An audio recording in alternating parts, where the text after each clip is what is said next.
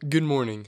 Around 2 years ago, I first got my laptop, and one of the first things I installed on it was Unity, and then started working on a couple of simple games. I quickly learned and started enjoying coding and all the parts of game dev. I made a few small games that didn't ever get past the drawing board really, but there was one I kept developing. One of my favorite games growing up and all throughout school was the basic Flash game Strike Force Heroes. I sunk hours into that game, and it was a relatively simple game. After all, it was just a Flash game, but I could play that game for years. It was a simple 2D arena-like shooter with a fun cartoony graphics and a phenomenal game design, which stuck into my mind and still has a hold of it to this day. But sadly, all good things must come to an end. As I got older and the death of Flash, I needed something to fill that itch. So what better option than to completely rip off the game and make my own? It's not completely the same though. I'm adding more guns and grenades. Totally different. I've been working on my game for almost 2 years now of off and on development, and in that time I've done a bit of work, but probably not as much as I should have or could have. But I keep coming back and making slow but consistent progress. So I thought I'd start making videos about it and bring you guys along for the ride. But I don't want to just drop you guys in the thick of development. That'd be rude of me. So that's why I'm making this video, Devlog 0, to catch you guys up on all the progress I've made in the last couple of years so I can start making development videos. First off, what do you need in a 2D platformer game? Movement. Movement was basically the first feature I added.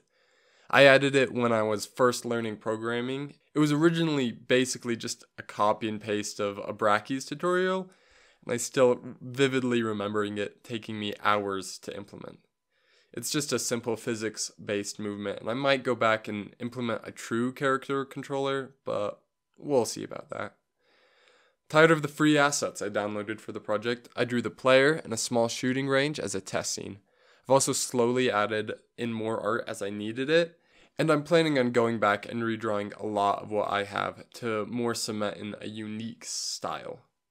I rigged and then tried to animate the player, but yeah, look for yourself. It definitely needs a lot of work, but I'll definitely go back to that later. Next in the list was shooting. Simple. I made the player point towards the mouse at all times, and when you click, bang. The tricky part was making the guns not be perfectly accurate and represent that in the crosshair. But after a couple days of fiddling, I made the guns drop off more realistically and was really pleased with that. I knew I wanted to add that feature from the original game because it was one of my all-time favorites, and I was happy that I got it working how I did. Then I added some simple camera movement to follow the player and the mouse cursor at the same time, with how far you can see directly affected by the range of the weapon. Another thing that I might upgrade with Cinemachine later. I implemented a rough draft of grenades. You can throw them and they go boom. What else do you need? The explosion effect was another one that I wasn't too happy with how it looked. I did kind of rework it down the line, but suggestions for how to do it would be much appreciated. I made the shooting work with shotguns, grenade launchers, and rocket launchers, which was pretty simple with how I had the shooting script set up earlier. After that, I went back and completely rewrote how grenades worked, because they were a pile of hot garbage. I can't even begin to describe all the ways that they were a pain in the butt. I made them infinitely more flexible, and even was able to convert the grenade and rocket launchers over to use a fancy new mix of the shooting system and the grenade system, which for once was actually way easier than it sounds. I then added a simple health system with basic respawning, not too much to cover there. Ragdolls seem fun and easy to add, right?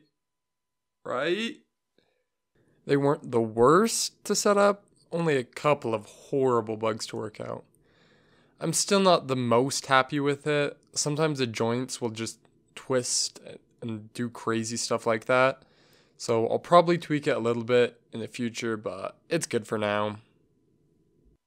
After I tried to add the targets in the little shooting range, I realized that the system I had coded up for health was absolutely horrible, requiring a complete rewrite.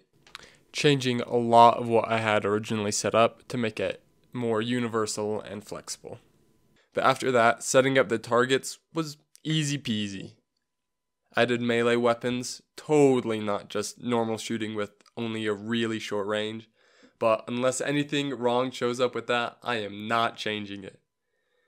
I reworked how the player switched guns and made it so they can be animated in doing so. Originally, I just enabled and disabled each gun, which meant that they couldn't be seen when you weren't using them. Now I have it so the guns have an idle state for when they aren't being used. And is it just me, but do I think these animations look freaking epic? Then trying to fill out all of my planned weapons, one of the last things I needed to add was a flamethrower. But first, fire. Fire was pretty easy to add, and I only completely rewrote it once. With this, I could then make a weapon that mercilessly spewed it, incinerating everything that happened across its path.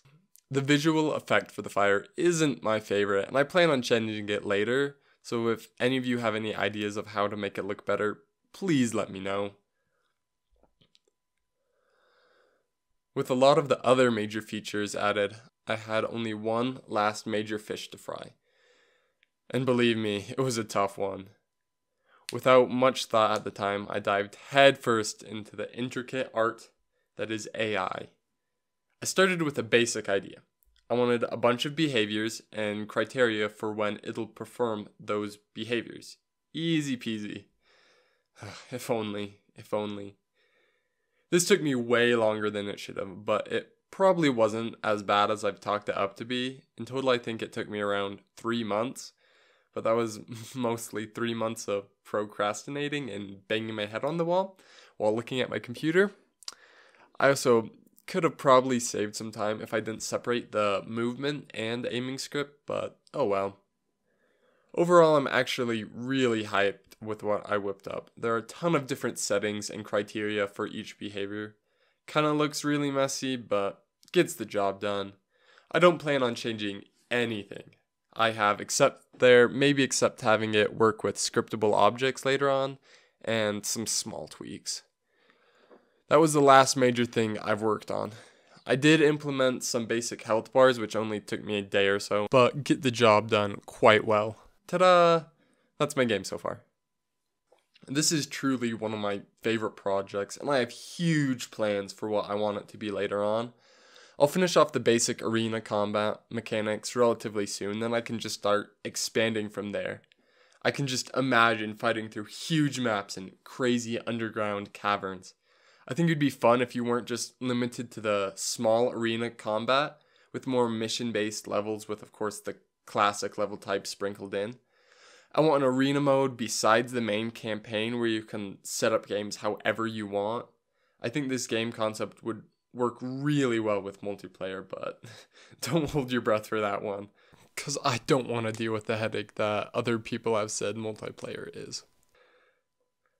I know it's not that different from the original yet, but I'm aware of that, and that's half the problem. In actuality, I want to make this its own unique thing, and for everyone out there, I did start making this project before Sky9, the studio who made the original, announced they were making a remake of the original game, so yeah.